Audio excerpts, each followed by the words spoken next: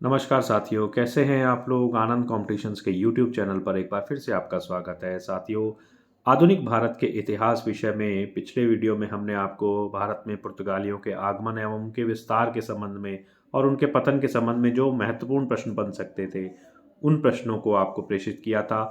इस वीडियो में हम आपको उसी क्रम में भारत में डच और डेनिश शक्तियाँ या व्यापारी जो थे, उनके संबंध में जो प्रश्न बन रहे हैं वो लेकर के आए हैं। ये निश्चित रूप से आपको, अगर इनमें से कोई प्रश्न बनता है तो निश्चित रूप से इन्हीं में से आपको कोई ना कोई प्रश्न अवश्य मिलने की संभावना रहेगी। पहला प्रश्न देखते हैं इस वीडियो का पहला प्रश्न देखते हैं कि डच ईस्ट इंडिया कंपनी की स्थापना किस वर्ष हुई थी। बहुत अच्छा क्वेश्चन बन सकता है। डच ईस्ट इंडिया कंपनी की स्थापना साथियों 1602 ईस्वी में हुई थी, तो ऑप्शन नंबर 2 इसका बिल्कुल सही है। आगे देखते हैं, डच ईस्ट इंडिया कंपनी को प्रारंभ में कितने वर्षों के लिए पूर्व के साथ व्यापार करने का अधिकार मिला था, यानी कि पूर्व के देशों के साथ व्यापार करने का अधिकार जो डच ईस्ट इंडिया कंपनी को प्राप्त हुआ था, वो कितने वर्ष के लिए हुआ था। तो साथियों, इसका जवाब है 21 वर्ष के लिए। ये ऑप्शन नंबर 3 बिल्कुल सही है। आगे देखते हैं, डच ईस्ट इंडिया कंपनी की अधिक रुचि किन देशों से मसाला व्यापार में रही थी। तो इसका ऑप्शन नंबर 1 बिल्कुल सही है। डच ईस्ट इंडिया कंपनी ने हमेशा भारत से ज़्यादा रुचि जो है ईस्ट इंडोनेशिया के साथ मसालों के व्यापार को लेकर के दिखाई थी, तो ये इसका आंसर बिल्कुल ठीक है। आगे देखते हैं, डचों ने सबसे पहला कारखाना कहाँ स्थापित किया था। साथियों, इसका जवाब है मुसलीपट्टनम। साथियों, इसका जवाब है मुसलीपट्टनम।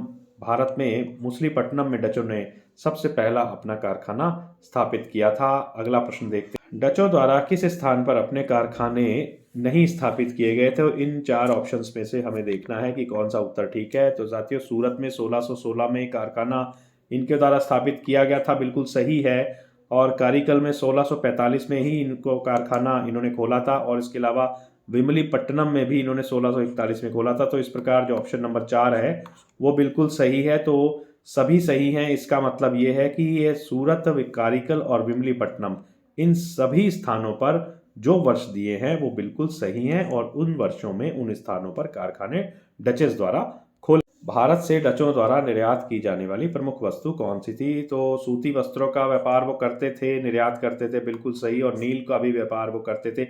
विशेष रुचि उन्होंने इन सूती वस्त्र में और नील में और शोरा में, इनमें सभी में दिखाई थी। तो इस प्रकार ऑप्शन नंबर 4 बिल्कुल सही है। तो सभी इनमें से सभी ऑप्शन बिल्कुल ठीक होगा। आगे देखते हैं, डच ईस्ट इंडिया कंपनी का सर्वाधिक लाभ कमाने वाला निदेशालय कौन सा था, यानी कि कौन सी ऐसी स्थान थी या कौन सा ऐसा व्यापारिक केंद्र था जहां पर डचेज ने सबसे ज़्यादा लाभ कमाया था। तो मुसलीपट्टनम, कासिम बाजार, पुलिकट और सूरत, ये 4 ऑप्शन है। तो साथियों, इसमें चौथा ऑप्शन बिल्कुल सही है, जो कि सूरत है। तो सूरत में इन्होंने सबसे अधिक मुनाफा कमाने का काम इस फैक्ट्री के थ्रू किया था। आगे देखते हैं, पैगोडा सिक्कों का प्रचलन डचों द्वारा किस स्थान पर किया गया था। साथियों, ये बहुत अच्छा क्वेश्चन है, बहुत अच्छा क्वेश्चन है, क्योंकि डचेस का जो व्यापारिक क्षेत्र था, उन क्षेत्रों में उन्होंने अपने सिक्के चलाए थे, जिन्हें पैगोडा सिक्के कहा गया था। और ये पैगोडा सिक्के उन्होंने साथियों कहाँ चलाए थे, ये प्रश्न पूछा जा रहा है।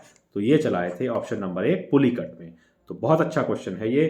डेनमार्क अथवा डेनिश ईस्ट इंडिया कंपनी की स्थापना किस वर्ष हुई थी। तो 1612 में डेनमार्क ईस्ट इंडिया कंपनी की स्थापना हुई थी, जिसे हम डेनिश भी कहते हैं। आगे देखते हैं, डेनिश व्यापारियों की प्रथम व्यापारिक कंपनी भारत में किस स्थान पर खोली गई थी। तो ये सबसे पहली जो इन्होंने फैक्ट्री खोली थी वो त्रैंकोबार में खोली थी, त्रैंकोबार में। और त्रैंकोबार है कहाँ पे, तमिलनाडु में। तो ये ध्यान रखना है आपको इसका। आगे देखते हैं, डेनिश व्यापारियों का प्रमुख व्यापारिक केंद्र कौन सा था। तो व्यापार के लिए जो प्रमुख केंद्र इन्होंने बनाया था वो साथियों सेरामपुर बनाया था। तो ये आंसर इसका बड़ा ध्यान से आपको करना है, सेरामपुर इसका सही आंसर है। आगे देखते हैं, और ये सेरामपुर है कहाँ पे, ये सेरामपुर बंगाल में है।